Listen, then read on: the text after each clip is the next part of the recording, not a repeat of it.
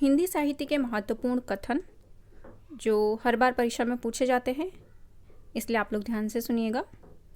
आज का पहला कथन है, जितनी सफलता भारतेंदु युग के लेखकों को निबंध रचना में मिली उतनी कविता और नाटक में नहीं मिली है। यह कथन किसका है? प्रश्न ध्यान से सुनिएगा। जितनी सफलता भारतेंदु युग के लेखकों को निबंध रचना में मिली उतनी कविता और नाटक में नहीं मिली। यह कथन किसका है? ऑप्शन ए रामविलास शर्मा का, रामचंद्र शुक्ल का। तो यहाँ सही उत्तर क्या होगा? रामविलास शर्मा का। याद रखना है। आगे बढ़ते हैं। महादेवी के साहित्य में कहीं निष्क्रिय दया नहीं वरन रचनात्मक करुणा का ही भाव वर्तमान है। क्या प्रश्न पूछा गया है? महादेवी के साहित्य में कहीं निष्क्रिय दया नहीं वरन रचनात्मक करुणा का ही भाव वर्तमान है। यह कथन किसका है? ऑप्शन ए राम स्वरूप चतुर्वेदी का, बी आचार्य हजारी प्रसाद द्विवेदी का, हजारी प्रसाद का। ठीक है, तो सही उत्तर यहाँ पे क्या आएगा? ऑप्शन ए राम स्वरूप चतुर्वेदी का।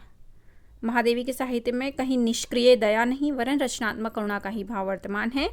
यह कथन राम स्वरूप चतुर्वेदी का है। अगला कथन,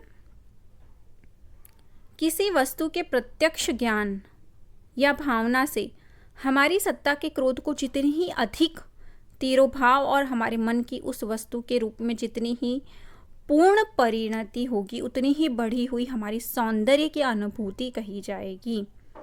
यह कथन किसका है? रामचंद्र शुक्ल का, डॉक्टर नगेंद्र का। तो सही उत्तर यहाँ पे क्या आएगा? रामचंद्र शुक्ल। अगला कथन, कविता हमारे परिपूर्ण क्षणों की वाणी है। क्या पूछा गया है? कविता हमारे परिपूर्ण क्षणों की वाणी है। यह कथन किसका है? रामविलास शर्मा का, सुमित्रानंदन पंत का। तो सही उत्तर यहाँ पे आएगा सुमित्रानंदन पंत। याद रखना है, कविता हमारे परिपूर्ण क्षणों की वाणी है, यह किसने कहा है? सुमित्रानंदन पंत ने। रामचरितमानस के उत्तराखंड में ज्ञान की अपेक्षा भक्ति को कहीं अधिक सुसाध्य और आशुफलदायिनी कहा है। महावीर प्रसाद रामचंद्र शुक्ल। किसका कथन है यह? आचार्य रामचंद्र शुक्ल का। महादेवी के साहित्य में कहीं निष्क्रिय दया नहीं वरन रचनात्मक करुणा का ही भाव वर्तमान है। यह किसका कथन है? रामस्वरूप चतुर्वेदी का। आगे बढ़ते हैं। नया लेखक उनसे डरता है, पुराना घबराता है, पंडित सिर हिलाता है। वे पुराने की गुलामी पसंद नहीं करते, नवीन की गुलामी तो उनके लिए एकदम असहाय है। यह किसका कथन है? उपर्युक्त कथन किसने किसके बारे में कहा है? आचार्य हजारी प्रसाद द्विवेदी ने, आचार्य रामचंद्र शुक्ल के लिए, या फिर आचार्य रामचंद्र शुक्ल ने आचार्य हजारी प्रसाद द्विवेदी के लिए। तो सही उत्तर यहाँ पे आएगा हजारी प्रसाद द्विवेदी ने आचार्य रामचंद्र शुक्ल के लिए क्या कहा है? नया लेखक उनसे डरता है, पुराना घबराता है, पंडित सिर हिलाता है। वे पुराने की गुलामी पसंद नहीं करते और नवीन की गुलामी तो उनके लिए एकदम असहाय है। यह कथन आचार्य हजारी प्रसाद द्विवेदी जी ने आचार्य रामचंद्र शुक्ल के लिए कहा है। नई कहानी आग्रहों की कहानी नहीं है, प्रवृत्तियों की हो सकती है और उसका मूल स्रोत जीवन का यथार्थ बोध और इस यथार्थ को लेकर चलने वाला वह विराट मध्य और निम्न मध्य वर्ग है जो अपनी जीवन शक्ति से आज के दुर्दांत संकट को जाने अनजाने झेल रहा है। उपर्युक्त कथन किस लेखक ने नई कहानी के संदर्भ में कहा है? तो सही उत्तर यहाँ पे आएगा कमलेश्वर। यदि प्रबंध काव्य एक विस्तृत वनस्थली है, क्या पूछा है? यदि प्रबंध काव्य एक विस्तृत वनस्थली है तो मुक्तक एक चुना हुआ गुलदस्ता है। बिहारी के संबंध में यह कथन है। सही उत्तर यहाँ पे आएगा रामचंद्र शुक्ल का। क्या कहा है रामचंद्र शुक्ल ने?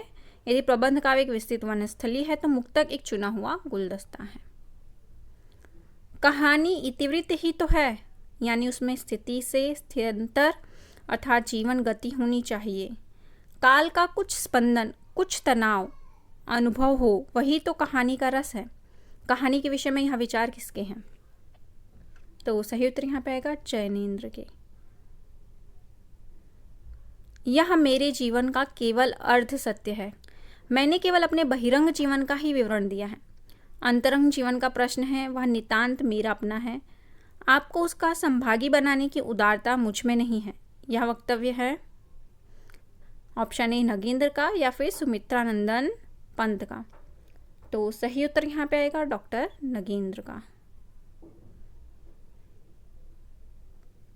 संस्कृत का कोई भी शब्द मन चाहे ढंग से तोड़ मरोड़ कर तद्भव नहीं बनाया जा सकता। क्या पूछा है? संस्कृत का कोई भी शब्द मन चाहे ढंग से तोड़ मरोड़ कर तद्भव नहीं बनाया जा सकता। यह कथन किसका है? ऑप्शन ए रामविलास शर्मा का, बी अयोध्या से उपाध्याय हरिऔध का। तो सही उत्तर यहाँ पे आएगा रामविलास शर्मा का। आदिकालीन काव्य ग्रंथों में कथा कहने की परंपरा को लक्ष्य करके पृथ्वीराज रासो के संदर्भ में आलोचक ने लिखा है, कथा की परीक्षा इतिहास की दृष्टि से नहीं काव्य की दृष्टि से होनी चाहिए। क्या? कथा की परीक्षा इतिहास की दृष्टि से नहीं बल्कि काव्य की दृष्टि से होनी चाहिए। पुरानी कथाएं काव्य ही अधिक हैं, इतिहास वे एकदम नहीं है। यह कथन है ऑप्शन ए हजारी प्रसाद द्विवेदी जी का, बी रामचंद्र शुक्ल का। तो सही उत्तर यहाँ पे आएगा ए हजारी प्रसाद द्विवेदी। कविता तो कवि की आत्मा का आलोक है, उसके हृदय का रस है जो बाहर की वस्तु का अवलंब लेकर फूट पड़ती है। यह कथन है नंद दुलारे वाजपेयी रामधारी से दिनकर। तो सही उत्तर यहाँ पे क्या आएगा? रामधारी से दिनकर ने क्या कहा है? कविता तो कवि की आत्मा का आलोक है, उसके हृदय का रस है जो बाहर की वस्तु का अवलंब लेकर फूट पड़ती है। यह कथन रामधारी सिंह दिनकर का है।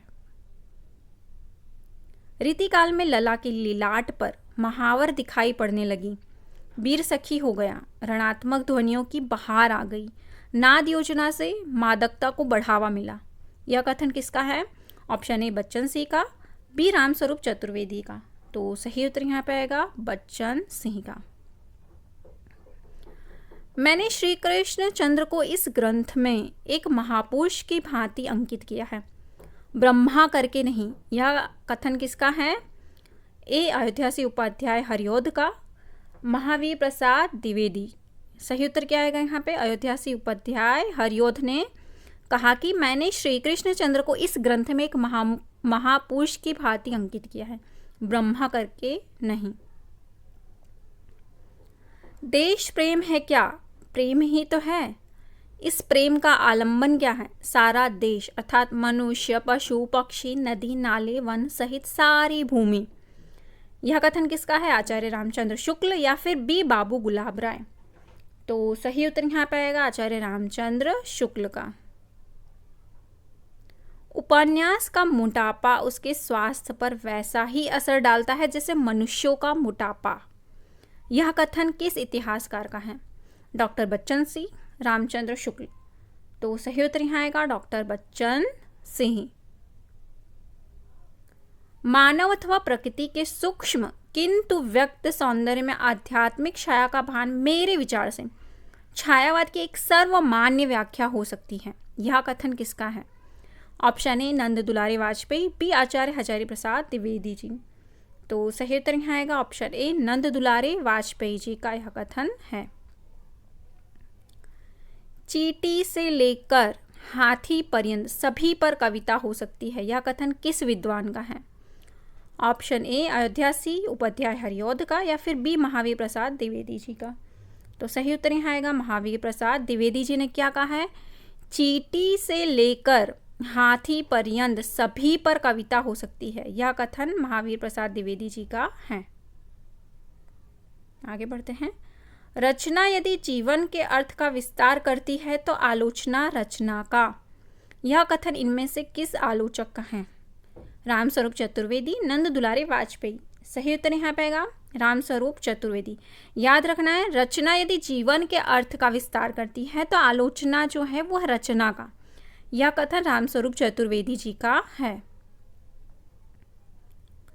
काव्य संसार के प्रति कवि की भाव प्रधान मानसिक प्रतिक्रियाओं की कल्पना के ढांचे में ढली हुई श्रेय की प्रेम रूपा प्रभावोत्पादक अभिव्यक्ति है। काव्य की यह परिभाषा देने वाले विद्वान हैं बाबू गुलाब राय या फिर बी कमलेश्वर? तो सही उत्तर यहाँ आएगा बाबू गुलाब राय। बिहारी की भाषा चलती होने पर भी साहित्यिक है, यह कथन किसका है? आचार्य रामचंद्र शुक्ल या फिर बी बच्चन सिंह? तो सही उत्तर यहाँ आएगा आचार्य रामचंद्र शुक्ल।